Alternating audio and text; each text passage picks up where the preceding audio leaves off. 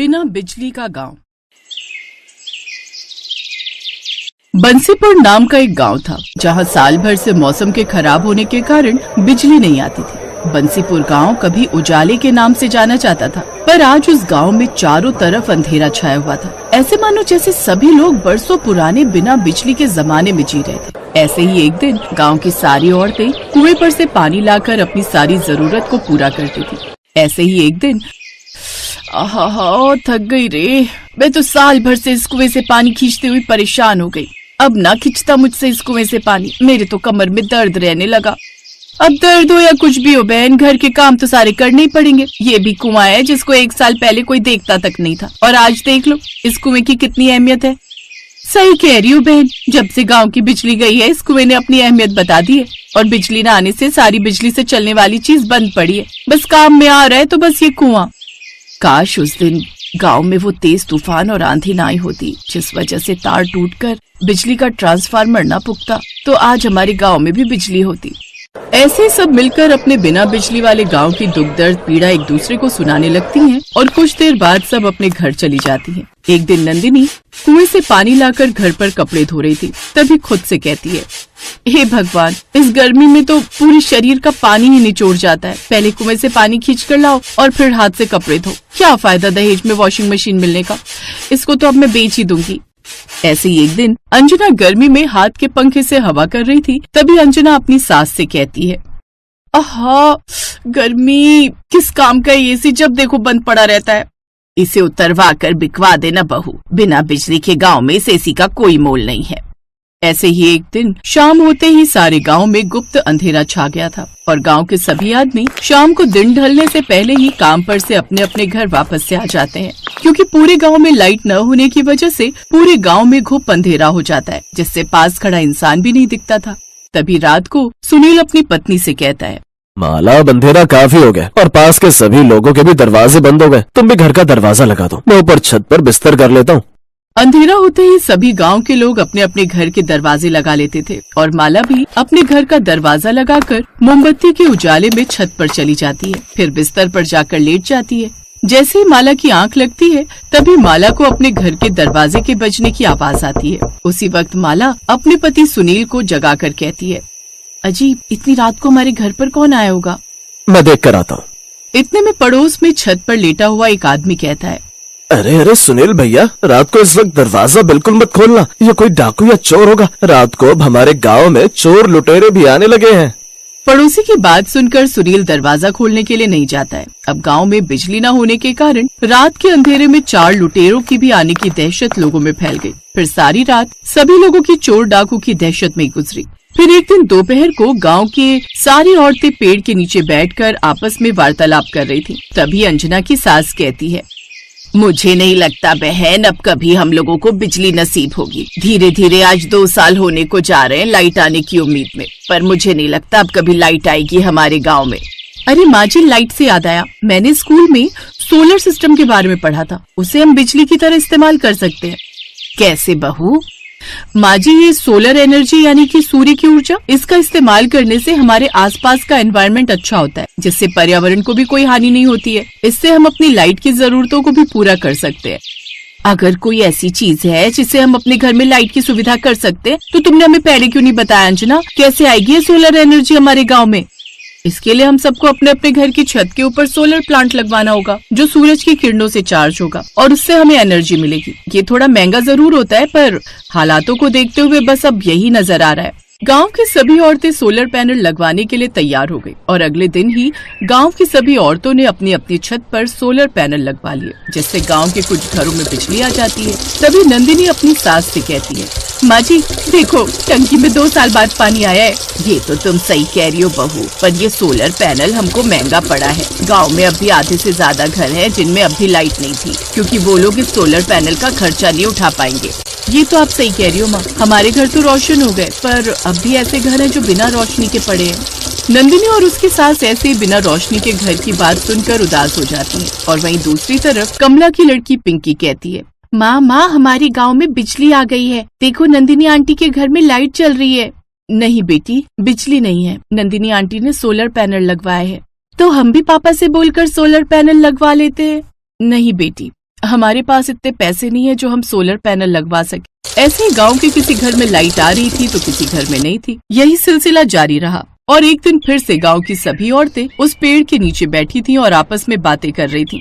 नंदिनी भाभी, अब तो एसी की हवा में अच्छी नींद आती होगी तुमको। तुम्हारे घर में तो लाइट आ गई और एक हम है, पूरी रात 1 मिनट को आंख नहीं लगती गर्मी के मारे। क्या मजे आ रहे हैं कमला दीदी, कर्जा लेकर लगवाया था ये सोलर पैनल, अभी तक नहीं उतरा सर से कर्जा। बड़ा ही महंगा पड़ा ये सोलर पैनल, इससे अच्छी तो हमारी लाइट ही ठीक थी। कमला और नंदिनी की बात सुनकर अंजना कहती है, मैं ये सोच रही थी क्यों ना हम लोग गांव में बिजली लाने का ही कुछ जुगाड़ करें। पर हम गांव में बिजली कैसे ला सकते हैं जब आज तक मर्द लोग इस गांव में बिजली नहीं लेकर आ सके। हम मर्द लोगों से कम है क्या? वैसे भी गांव में बिजली मर्द नहीं बल्कि हमारी शिक्षा लेकर आ सकती है। आप लोग कहो तो हम लोग कल ही बिजली दफ्तर चलते हैं और अपने गाँव में बिजली ला कर दिखाएंगे। अंजना की बात सुनकर गांव की सारी औरतें राजी हो जाती हैं और अगले दिन ही गांव की सारी औरतें बिजली दफ्तर चली जाती हैं। सभी औरतों ने मिलकर सरकारी दफ्तर में जाकर बिजली की अपील की और सरकारी कर्मचारी ने अंजना को एक फॉर्म भरने के लिए दिया। इस फॉर्म को भरना है, पेन मिलेगा आपके पास? सरकारी कर्मचारी अंजना को पेन मांगते हुए देख हैरान हो जाता है और कहता है, आपको ये फॉर्म भरना आता है? जी आता है। अब आप पेन देंगे मुझे? सरकारी कर्मचारी अंजना को पेन देता है और अंजना पूरे फॉर्म को इंग्लिश में भर देती है, जिसे देख कर्मचारी भी शॉक में रह जाता है। 3 दिन बाद फिर से आना, थोड़ी और कानूनी कार्रवाई होगी। उम्मीद है सरकार आपकी मदद जरूर करेगी। और वो सारी औरतें फैसला कर लेती हैं कि वो गांव में लाइट लाकर रहेंगी। और अंत में एक दिन गांव में सरकारी कर्मचारी बिजली जोड़ने के लिए आ जाते हैं। अंजना का पति मुकेश कहता है, आखिरकार हमारी गांव की औरतों ने गांव में बिजली के तार जुड़वाए दिए और उनकी मेहनत रंग लेकर आई।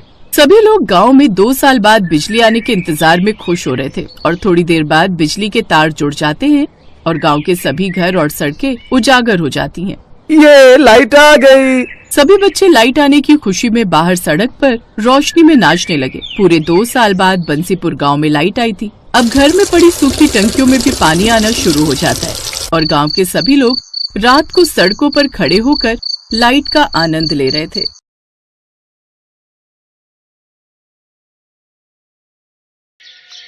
माँ जी, मैं जल्दी से कपड़े धोकर आ जाती हूँ, नहीं तो भीड़ लग जाएगी नल पर। बहू भरी गर्मी में कहाँ जाएगी कपड़े धोने? मुझे तो डर है कहीं तू बीमार न पड़ जाए। माँ जी आप जाने दो मुझे कपड़े धोने, नहीं तो फिर शांति आंटी की बहू पूरे कुनबे के कपड़े लेकर धोने बैठ जाएगी, जिससे शाम तक नंबर नहीं आएगा। ठीक है तेरी मर्जी, चली जा कपड़े धोने। रीता कपड़े लेकर नल पर धोने चली जाती है। ये कहानी है एक गरीब परिवार की जो जौनपुर गांव में रहता था। उस गांव में बिजली आने का कोई साधन नहीं था। उस परिवार में एक सास और उसकी एक बहू, एक बेटी और 2 बेटे रहते थे। बड़ा वाला बेटा उमेश गांव में रहता था, जो मेहनत मजदूरी करके अपना घर चलाता था, और दूसरा बेटा सौरभ शहर में रहता था और एक रोज वो शहर की लड़की से ही शादी कर लेता है। शादी के बाद अपने गांव में कुछ दिनों के लिए रहने आता है और जैसे ही उसकी सास अपनी छोटी बहू को देखती है, उसको घर के बाहर ही रोक देती है। ये लड़की अंदर नहीं जाएगी। पर माँ क्यों? ये बहू है आपकी। तुमने शादी करने से पहले अपनी माँ को एक बार भी बताना जरूरी नहीं समझा। माना माँ मेरी गलती है, पर मुझे माफ कर दो। कमला अपनी बेटी की खुशी के लिए रिंकी को अंदर बुलाती है और उसे अपनी बहू स्वीकारती है। थोड़ी देर बाद जब रात होने लगती है तो सारे गांव में लाइट की जगह मिट्टी के दिए जलने लगते हैं, जिसे देखकर रिंकी अपनी सास से बोलती है, माँ जी ये गांव के किसी भी घर में और हमारे घर में लाइट क्यों नहीं चल रही है? बहू लाइट? हमारे गांव में बिजली नाम की तो कोई चीज ही नहीं है जो लाइट चलेगी। हम सभी लोग अपने कामों को दिन ढलने से पहले ही निपटा लेते हैं और रात दिए जलाकर काटते हैं। क्या? ये क्या कह रही हो माँ जी आप? इतनी भयंकर गर्मी में वो भी बिना लाइट के कैसे रहती हो आप? रिंकी अपनी सास की बात को सुनकर बुरी तरह से चौंक गई और उसको यकीन नहीं हुआ कि यहाँ इस गांव में लाइट नहीं है। फिर आधी रात को रिंकी अपने पति को जगाती है। ये कहाँ लेकर आ गए हो तुम मुझे? मैं चैन की सांस भी नहीं ले पा रही हूँ। पता भी है कितनी गर्मी लग रही है। अरे यार रिंकी सो जाओ, ये कोई समय उठाने का? आँख बंद करके सो जाओ, नींद आ जाएगी। सौरभ ऐसे बोलकर सो जाता है और रिंकी सारी रात करवट बदलती रही और पूरी रात गर्मी की वजह से सो नहीं पाई। पूरा घर कैसे खर्राटे मारकर सो रहा है भरी गर्मी में। इंसान ही है ना ये सब। हे भगवान, तुमने मुझे कहाँ लाकर पटक दिया। फिर अगले दिन वो अपनी सास से कहती है, माँ जी मैं सारी रात नहीं सो पाई हूँ इस गर्मी में, अब तो नहाकर ही ठंडक मिलेगी मुझे। माँ जी पानी कहाँ पर रखा है? नहाने जाना है मुझे। छोटी बहू अगर तुमको नहाना है तो हैंडपंप के नल से पानी खींच कर ले आओ और नहा लो। अपनी ननद के साथ चली जाओ, हम सब भी ऐसे ही नहाते हैं। ये सुनकर रिंकी हैरान हो जाती है और मन ही मन कहती है, हे भगवान, ये कहाँ आकर फंस गई मैं। यहाँ से अच्छा तो मेरा शहर था जहाँ शावर खोलो और जितना मन करे नहाओ। थोड़ी देर बाद रिंकी नल से पानी भर कर लाती और तब आकर नहाती है। ऐसे धीरे धीरे रिंकी को गांव में आए हुए 3 दिन बीत गए। एक दिन रिंकी की जेठानी रीता खाना बना रही होती है और रिंकी से कहती है, सुनो देवरानी जी, जरा ये मसाला पीस कर देना। हाँ जेठानी जी, क्यों नहीं, मिक्सी कहाँ पर है?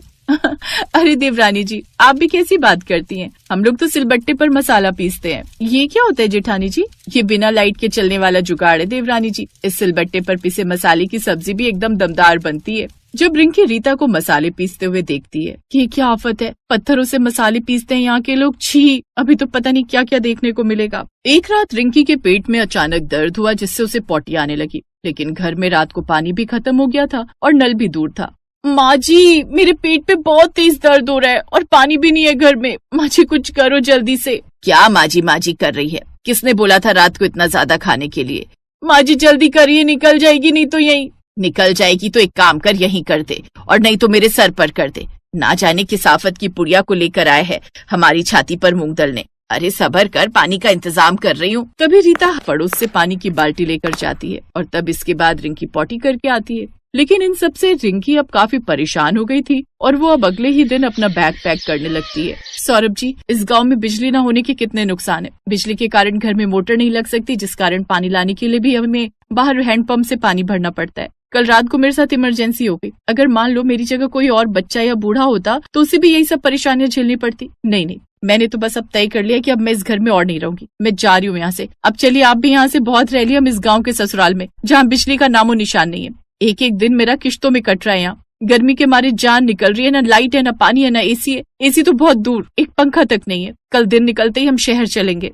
देखो रिंकी, यहाँ मेरे माँ बाबूजी हैं और मैं उनके पास कुछ दिनों के लिए रहने आया। तो मेरे लिए थोड़ा गर्मी बर्दाश्त नहीं कर सकती? अरे ये भी तो इंसान है। रह रहे ना, अगर मेरी खुशी के लिए कुछ दिन रह लोगी तो कोई पहाड़ नहीं टूट जाएगा। रिंकी पत्नी की खुशी के लिए गांव में बिना बिजली के रहना सीख जाती है और सबके साथ मिलजुल कर रहने लगती है। ऐसे ही एक हफ्ता गुजर जाता है और फिर एक दिन सुनीता, माँ जी देखो ना, मैंने कितने मन से पालक पनीर बनाया था, सब गर्मी के कारण खराब हो गया। काश भाभी हमारे गाँव में भी बिजली होती तो एक फ्रिज होता जिससे ये रोज रोज का नुकसान नहीं होता। बेटी, इस गांव में कभी भी बिजली नहीं आने वाली। पूरी जिंदगी निकाल दी मैंने अपनी ऐसे ही। वहीं खड़ी रिंकी अपने परिवार की परेशानी देख मन ही मन ठान लेती है कि अब इस गांव में वो बिजली लाकर ही रहेगी। माँ जी, अब इस गांव में बिजली की सुविधा ला कर रहूंगी, जिससे इस गांव को और हम लोगों को बिजली के कारण होने वाली सारी परेशानी से छुटकारा मिल जाएगा। बस बस रहने दे बहू, तू कितने बड़े बड़े गांव के मुखिया यहाँ बिजली ना ला सके, तू बिजली लाएगी यहाँ। माँ जी, मैं आपसे और सभी गाँव वालों से वादा करती हूँ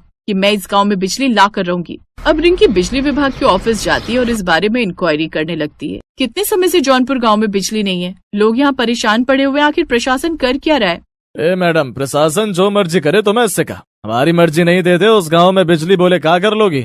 बड़ी बदतमीज है आप। लेकिन डोंट वरी, मैं भी आपसे ऊपर के ऑफिसर के पास जाऊंगी, लेकिन जौनपुर गांव को बिजली दिलवा कर ही रहूंगी। ये कहकर रिंकी उस सरकारी दफ्तर से बाहर आने लगती है। तभी उसे वहाँ काम करने वाला गार्ड सबकी नजरों से बचते हुए बोलता है, रुकिए मैडम, जौनपुर गांव के लिए बिजली का प्रस्ताव तो सरकार की तरफ से कब का पास हो चुका है, लेकिन कुछ भ्रष्टाचारी अधिकारी हैं जो इस गांव में बिना कमीशन लिए बिजली पास ही नहीं कर रहे। पूरे 30 लाख की डिमांड है उनकी, और अब गांव के गरीब लोग इतना पैसा कहां से लाएं? लेकिन तुम्हें ये सब कैसे पता?